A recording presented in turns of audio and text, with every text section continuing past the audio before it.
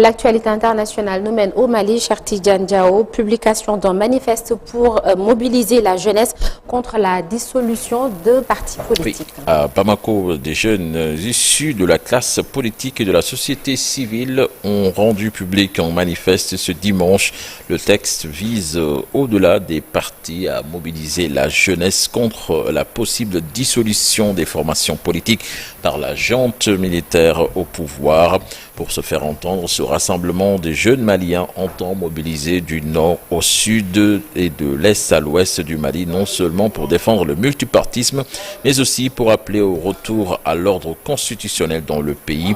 Leur mobilisation vise enfin à ne pas laisser le champ libre à un groupuscule de jeunes à la solde de la junte qui a lancé une campagne pour appeler à dissoudre les partis, probablement avec le soutien des autorités maliennes. En France, le meurtrier d'un jeune malien vendredi 25 avril dans une mosquée du Gard dans le sud de la France s'est rendu lui-même dans un commissariat de Pistoia, c'est en Italie. C'était hier vers 23h. C'est une annonce donc de l'AFP. Le procureur Dalès Abdelkrini, c'est une très grande satisfaction pour le procureur que je suis, a-t-il dit. Face à l'efficacité des moyens mis en place, l'auteur n'a eu pour seule issue que de se rendre et c'est la meilleure chose qu'il pouvait faire, a déclaré Monsieur Grini, joint par téléphone par l'AFP. Et puis l'explosion dans le plus grand port de commerce d'Iran ce samedi a fait au moins 40 morts et plus d'un millier de blessés, selon un nouveau bilan revu à la hausse dimanche par la télévision d'État.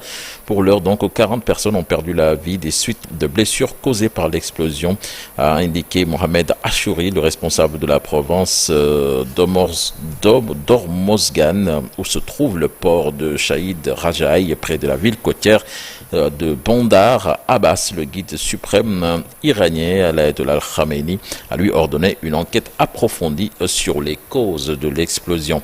Puis pour terminer sur la Nata Djibouti, alors que le nombre de migrants sans permis de séjour s'est fortement accru l'an dernier, le ministre de l'Intérieur leur a lancé un ultimatum d'1 mois au début du mois d'avril. Ces derniers ont reçu l'injonction donc de quitter le pays avant le 3 mai sous peine d'être reconduits à la frontière par les autorités.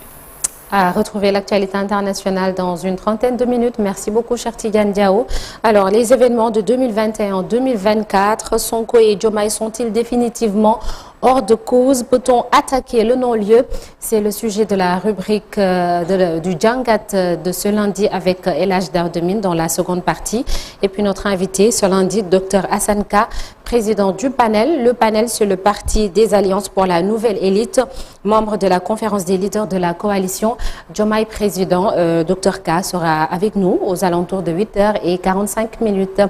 En attendant la une des journaux parue ce lundi 28 avril.